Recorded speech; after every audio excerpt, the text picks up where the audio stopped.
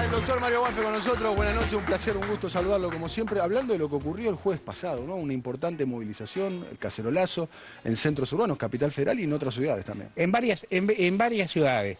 Me parece que respecto de las expectativas que tenían los propios, digamos, los que lo armaron, que algo se armó, y está bien, es lógico. No hay muchas movilizaciones espontáneas. Que la movilización espontánea pura es rara, es un estallido, es el 20 de diciembre, puede ser, hasta un punto, puede ser la muerte de Néstor Kirchner, hasta un punto, la muerte de Raúl Alfonsín. En general las movilizaciones se organizan en urbanos, lo cual no está mal. Es más, el orgullo, la espontaneidad es un toque individualista, digamos que no tiene un gran sentido, ni la descalifica para nada.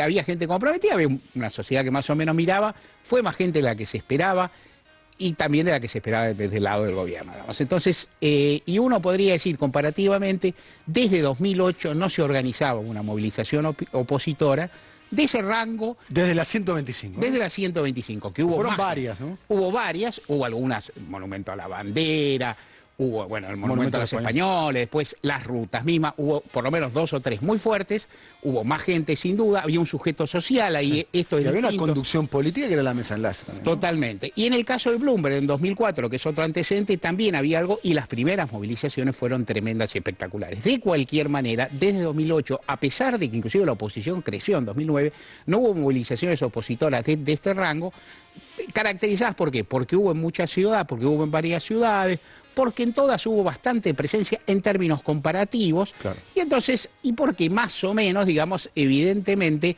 digamos, consiguieron pegar en el escenario, como tanto como que todos estamos hablando de esto, estamos pensando en esto, algo ocurrió.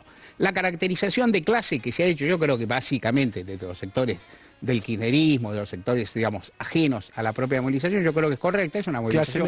Clase media para arriba, digamos. Clase media para arriba, ¿no? Clase media alta para arriba, clase alta, pero yo tampoco creo que haya una homogeneidad total en todos esos espacios. Digo, inclusive una cuestión, un cacerolazo. Yo digo, yo que pude ver, nada, porque estaba viniendo acá, cerca de mi casa, Palermo, Plaza Italia, de lugares donde se junta gente, históricamente, digamos, en ese lugar casi todos los cacerolazos han sido exitosos, aún lo que fuera un fracaso.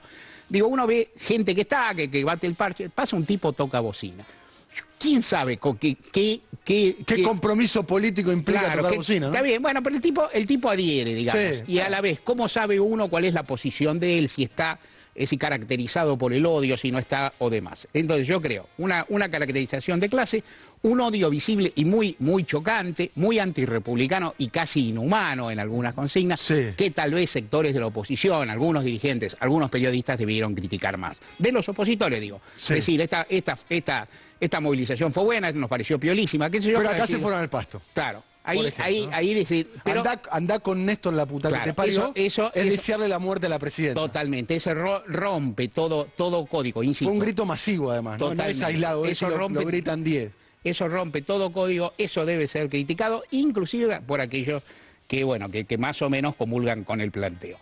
Entonces, siendo una movilización en la que hubo de todo, yo creo que respecto de sus propias premisas fue un éxito. Mi impresión, que es un dato me parece importante, es que tiene buena posibilidad de congregar otra, no sé si mucho más, porque después sin organización, sin base, sin consigna y sin liderazgo no es fácil seguir, pero una más a partir del éxito que hubo, es razonable que pueda haber e inclusive factible que sume más gente. Desde el lado, ¿significa esto que el gobierno quedó legitimado? No. ¿Significa esto que el gobierno debe cambiar? ¿Por qué? Porque, bueno, pues es una movilización de facción que plantea una serie de demandas, en general bastante imprecisas. ¿El gobierno debe cambiar su programa de gobierno? Creo que no, porque tiene derecho a no cambiarlo y porque tiene casi el deber de no cambiarlo. Esa movilización no expresa, no equivale a un acto electoral, ni mucho menos, ni tampoco expresa las mayorías electorales que se pronunciaron en octubre. En ese aspecto es claro. Entonces, los que reclaman, bueno, al gobierno cambios totales, me parece que están exorbitando lo que sucedió y están haciendo un planteo en demasía. A la vez, me parece que todo gobierno debe mirar las señales de descontento, por lo que son y por lo que los rodea. O sea, hay personas que no han estado en esa movilización y están descontentos en la Argentina. Esto me parece... Y no son golpistas. Claro. Digo, yo creo que ni todos los que estaban ahí son golpistas, ni todos los que estaban ahí están caracterizados por el odio, ni tampoco todos los que tienen bronca con el gobierno, intereses heridos o alguna cuestión, son, ¿cómo decir?, son potenciales enemigos o adversarios muy fuertes, Sí. si no son sectores a contemplar.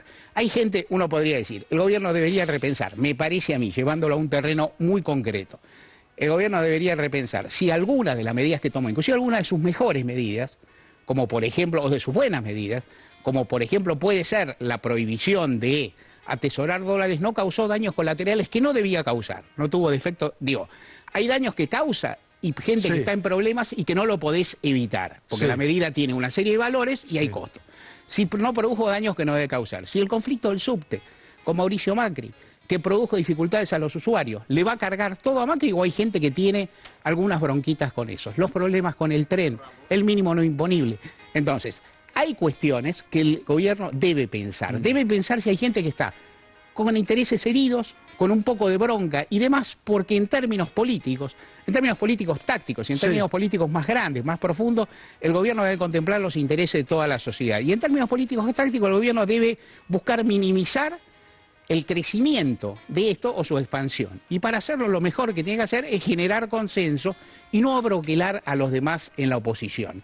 Este fue el error que cometió en los primeros tiempos, digamos, del conflicto con el campo, que fue... Inventó una posición que no había. Inventó una posición y generó un enemigo y a la vez lo que se llama siempre una Sí. profecía autocumplida, la encontró. A mí me parece que el gobierno, si baja un poco los decibeles de la Sí. crítica tan general, Claro. si se concentra en su propia acción y si no entra en el cambio, digamos, en un cambio de golpe por golpe, Sí. me parece que va a ir Ya mejor. pensaron, no va a haber otra movilización pro-kirchnerista, Claro. pro-gobierno, ya están pensándolo de alguna manera. No soy muy partidario de las metáforas o de estas cosas, porque Sí. apenas avanzaste metés en líos, pero hoy después de ver a Maravilla a mí se me ocurrió.